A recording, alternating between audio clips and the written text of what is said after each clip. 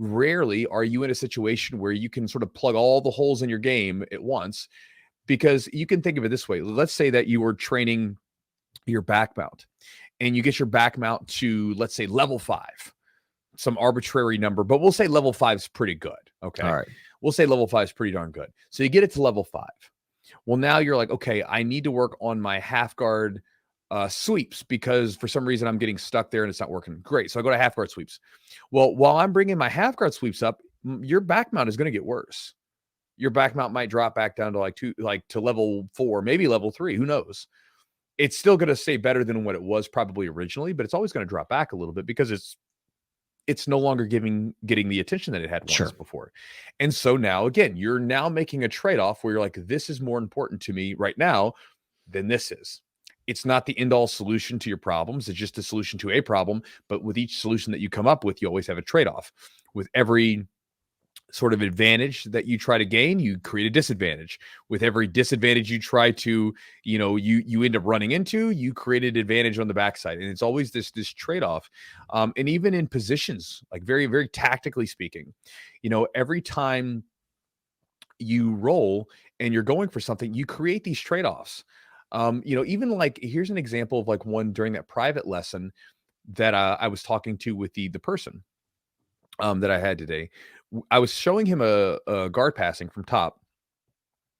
And there's a point where essentially you have the person's arm extended to where it's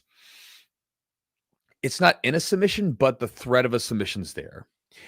And then you run your knee to quarter guard. And so now the person's faced with a choice. They can either try to protect their arm from getting submitted, or they can try to push the knee back in to try to regain guard. Which decision do you make? Because each one of those gives me something. If you try to regard, then it leaves certain opportunities open. If you try to get your arms back together, it leaves certain opportunities open. So each one of those is given to give you a trade-off. There is at that point, like, there's really no good solution to that problem. You're just going to have to make a decision and see which one you're okay with living with. And then see if you can get good at escaping the next step. Right.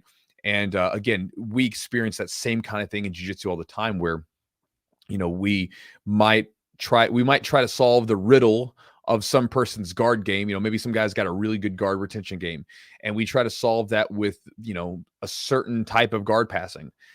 And each one of those guard passing solutions in turn has certain trade-offs that it's, where it's good and not good at, because every guard passing position has certain inherent advantages and disadvantages. And so it's just an idea to consider with your game when you're training, that you're always going to be making these trade-offs with your game as you grow and you get better. You're always going to be making certain trade-offs. And even on a tactical level where you're using a particular technique in that moment, that technique has certain advantages and disadvantages, and there's certain trade-offs.